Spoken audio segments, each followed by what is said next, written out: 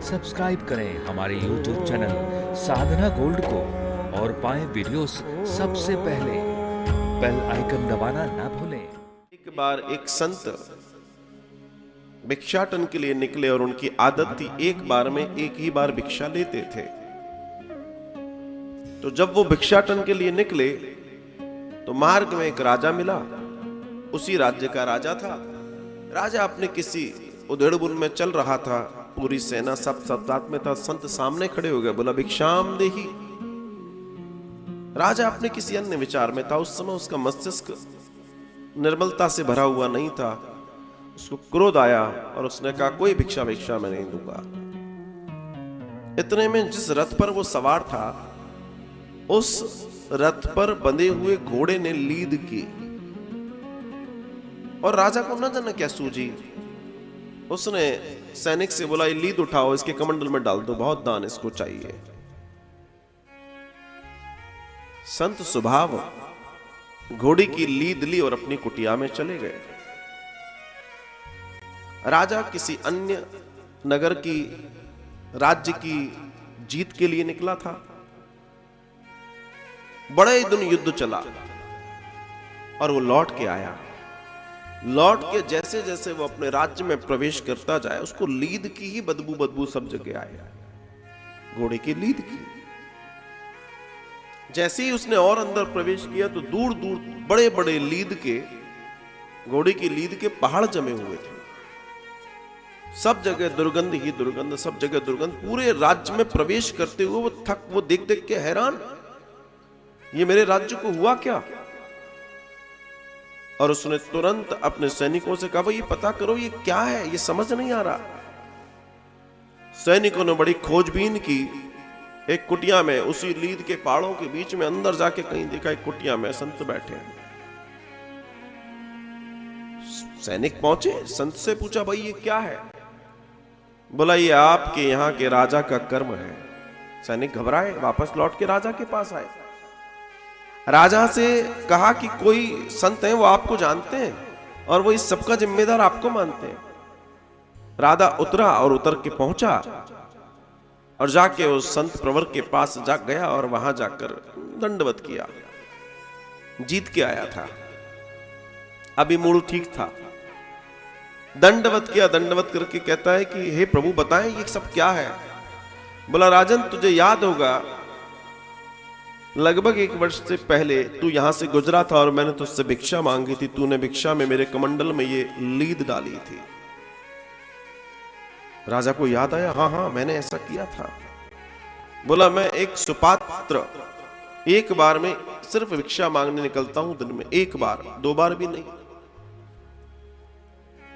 और मैं एक ऐसा व्यक्ति था जिसे उस समय भूख लगी थी और मैं बिल्कुल सही पात्र था। अगर तू भिक्षा मुझे देता, मुझे सही समय पर भोजन देता, लेकिन तूने ऐसा नहीं किया। तूने मुझे लीद दी।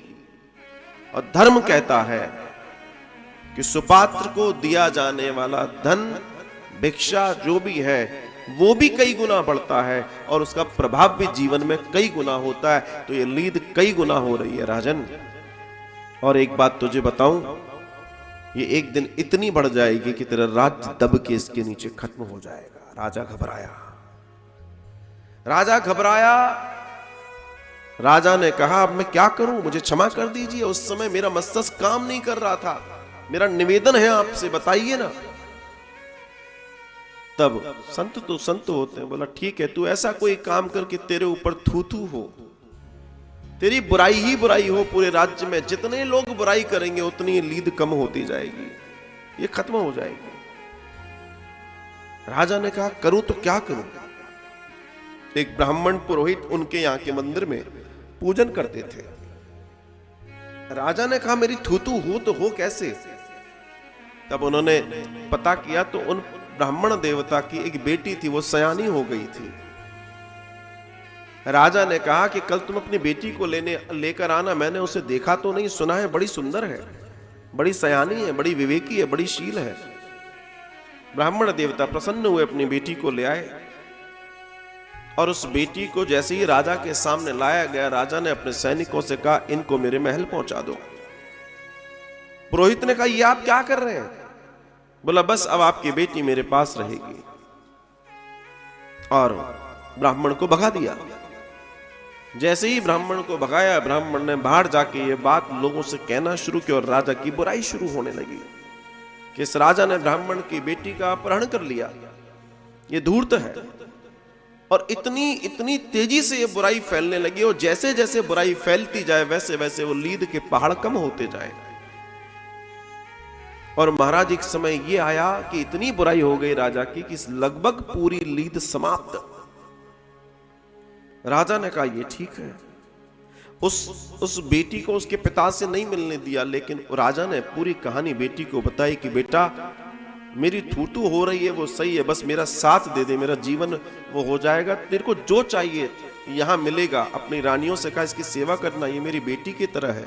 लेकिन बाहर क्या हल्ला हो रहा है कि राजा ने ब्राह्मण की बेटी का अपहरण कर लिया।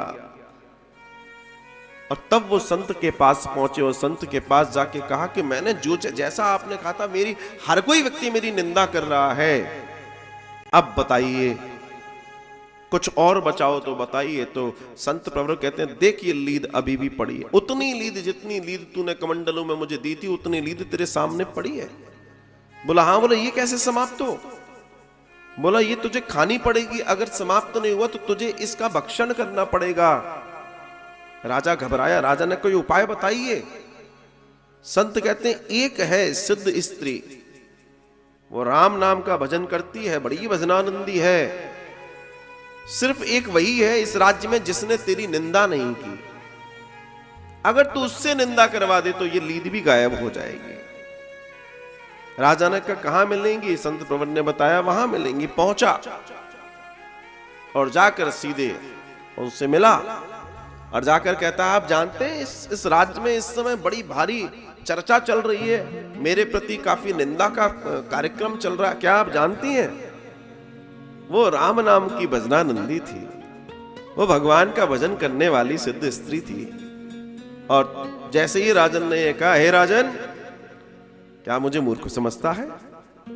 तेरे हिस्से की लीद तुझे ही खाना पड़ेगी, मैं तेरी निंदा नहीं करूंगी। मैं भजन करने वाली हूं और भजन करने वाला व्यक्ति कभी निंदा नहीं करता। राजन तुझे तेरे हिस्से की लीद खानी ही पड़ेगी चाहे कुछ हो जाए।